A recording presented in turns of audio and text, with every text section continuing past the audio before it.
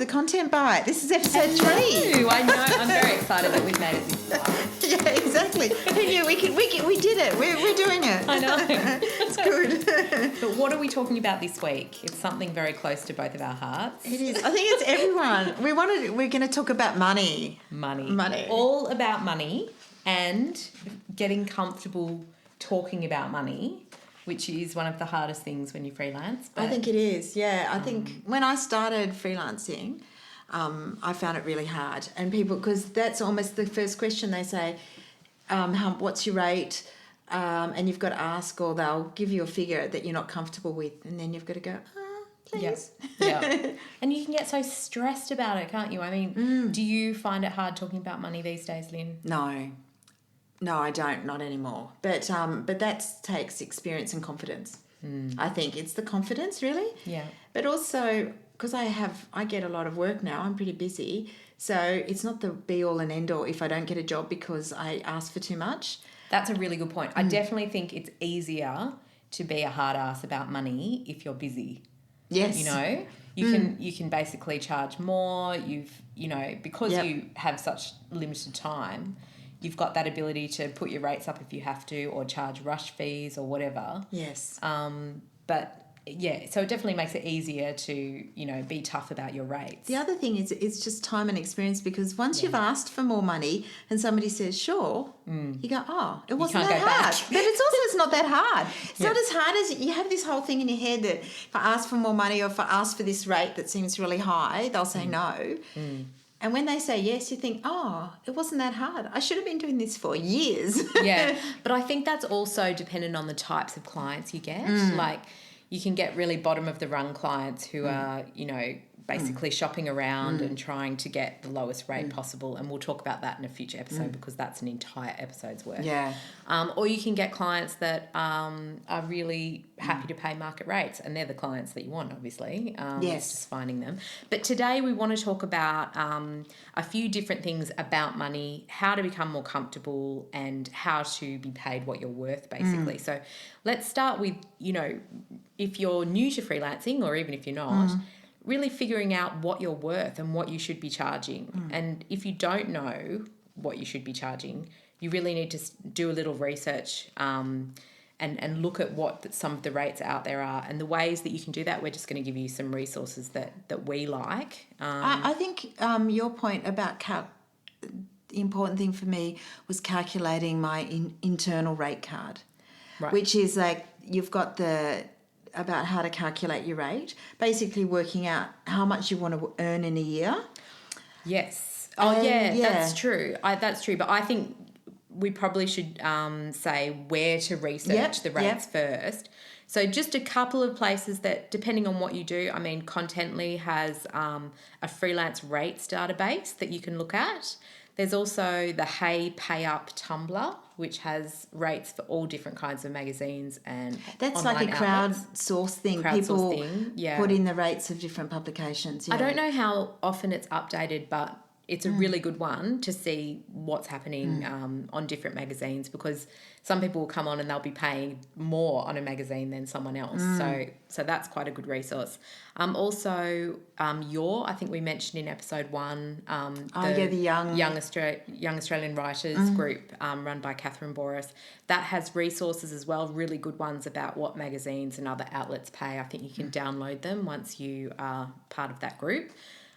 We've also got a pay rates report at Rachel's List, and we've got loads of infographics on the blog which give you rates for different kinds of creative work based on our surveys. So they can be really handy resources as well. And I think the MEAA has rates as well.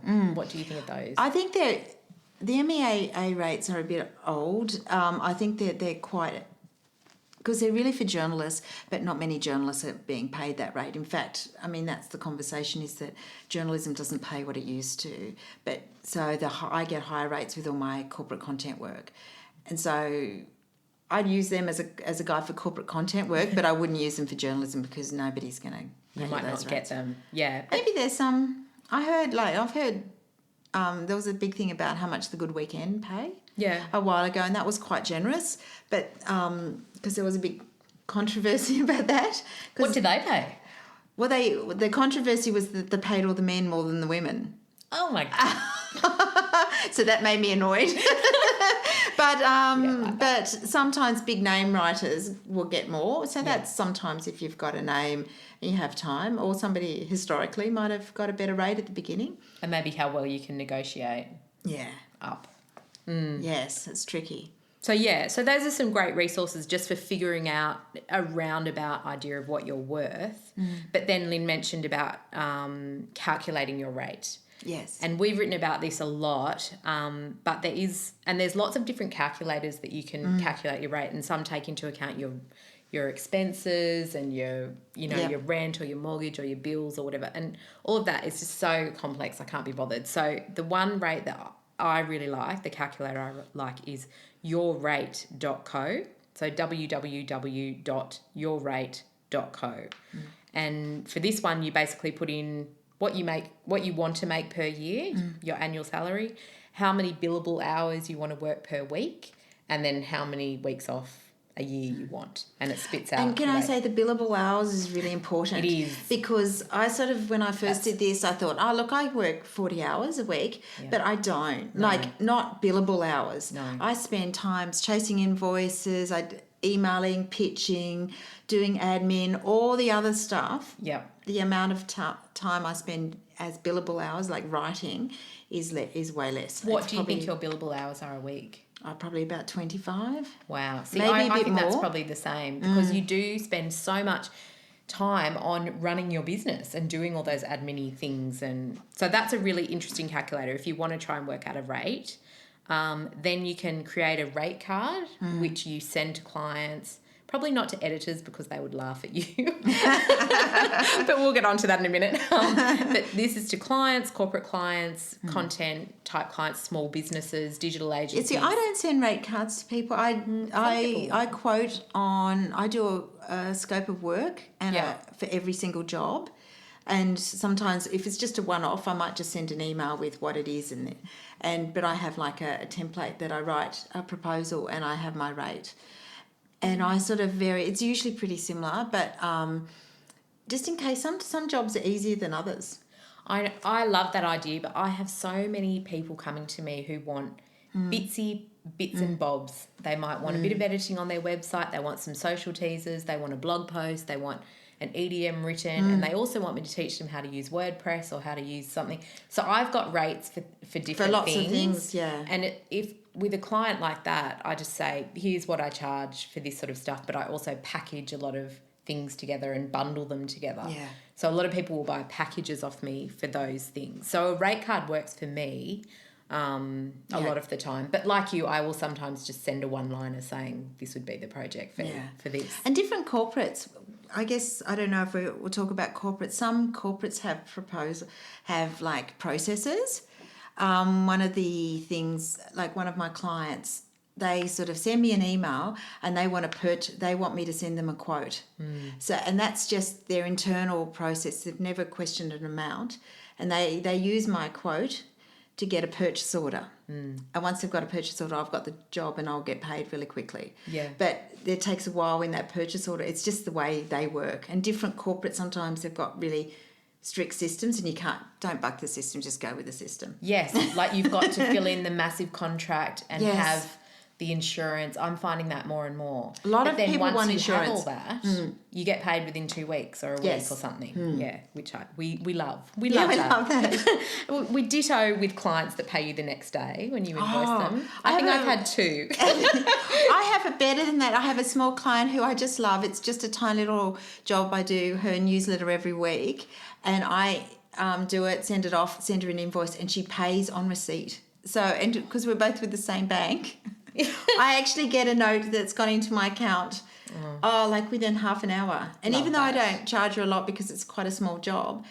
when she did that, I thought, I'm going to keep you forever. I love her. We need more of those clients. Yes. They're usually freelancers who then started businesses and they know what it's like to be freelance, so they pay She's really a small fast. business owner, so I guess she gets it. Yeah.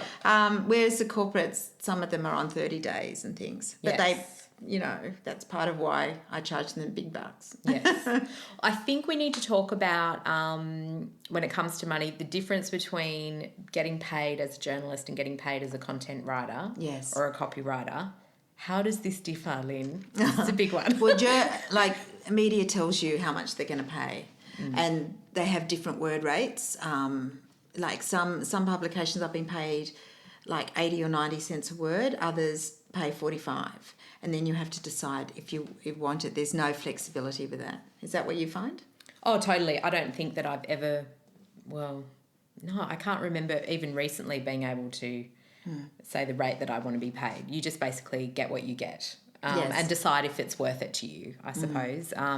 But when you're being paid for a content job or a copywriting job, the flip side is you're often asked what your rates are, which is, again, why it's great having that rate card, having a figure in mind. And being comfortable about talking about it, yeah. Yes, being very comfortable talking and negotiating about money, because you're going to be doing it all the time with different clients, maybe several times a week. And the better thing, one of the best bits of advice I got early on is don't negotiate on rate, negotiate on scope.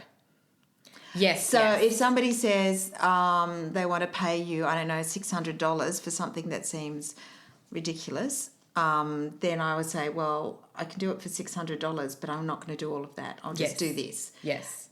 Yeah, so I will take the money, but I'll do less work, so I'll reduce the scope. And if they don't want to do that, That's a really good tip. And I think because we're going over time again, we just can't shut up, can we? We're just going to talk about basically knowing the rate that you will get out of bed for. Was it Helena Christensen who said She that? was.